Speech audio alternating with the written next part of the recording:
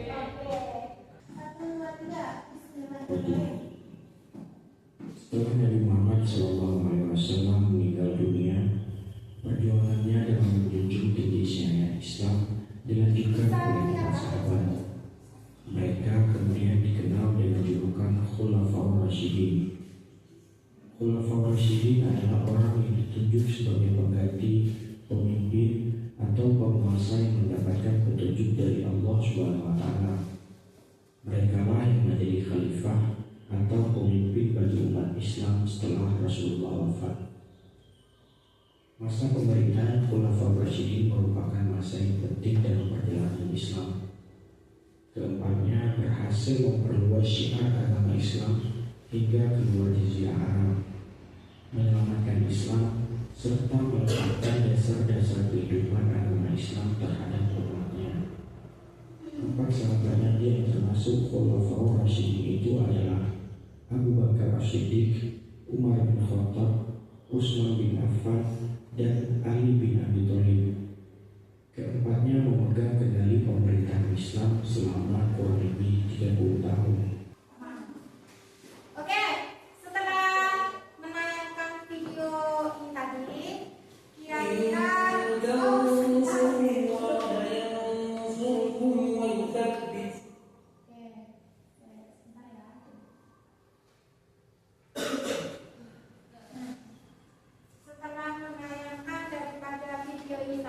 kira-kira pasti di pikiran kalian itu banyak pertanyaan ya, mungkin kurang paham atau gimana, bisa didiskusikan di sini.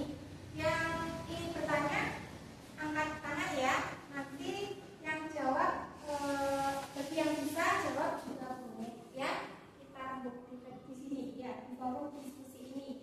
Oke, siapa yang bertanya? Ya, Dok, apa? Kenapa Abu Bakar menyandang gelar As-Siddiq? Kenapa Abu Bakar menyandang gelar As-Siddiq? Kira-kira ada yang bisa jawab nggak dari pertanyaannya? Oke, gimana jawabannya? Karena sifatnya benar membenarkan apa yang dilakukan Rasulullah.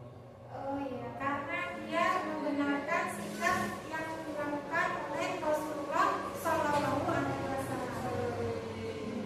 Oke, selanjutnya ada lagi?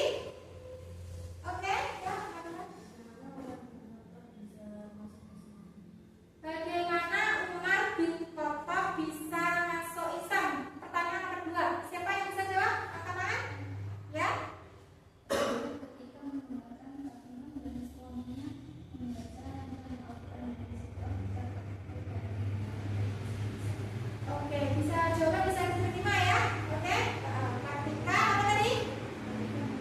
Mendengarkan ya adiknya Fatimah beserta suaminya membacakan ayat-ayat suci lantunan Al-Quran ya. Oke, selanjutnya ada lagi nggak?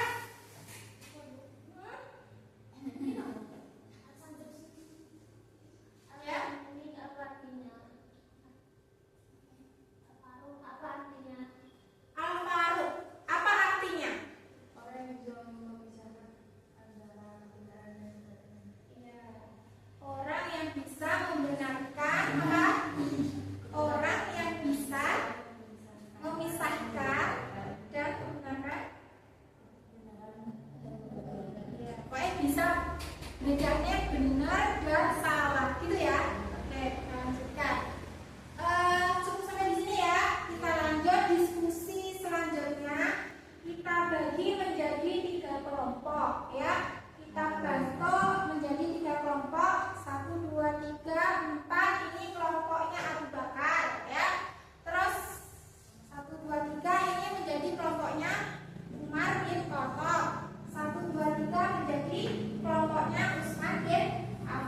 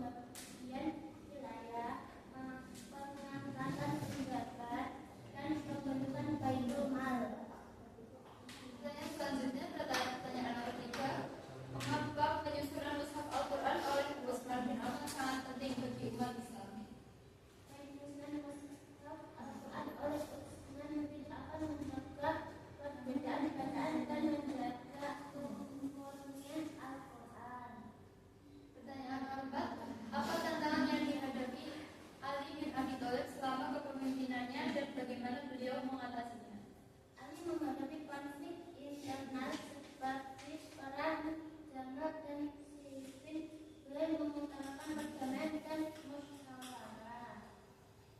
Pertanyaan terakhir, pertanyaan nomor 5. Ambillah satu ibrah dari prestasi Khalifah Rasyidin dan jelaskan penerapannya dalam kehidupan saat ini. Adalah pemimpinan yang adil dari umat dapat diterapkan saat ini dengan bersikap jujur dan bertanggung jawab dalam memimpin organisasi atau kelompok. Sekian presentasi dari kami.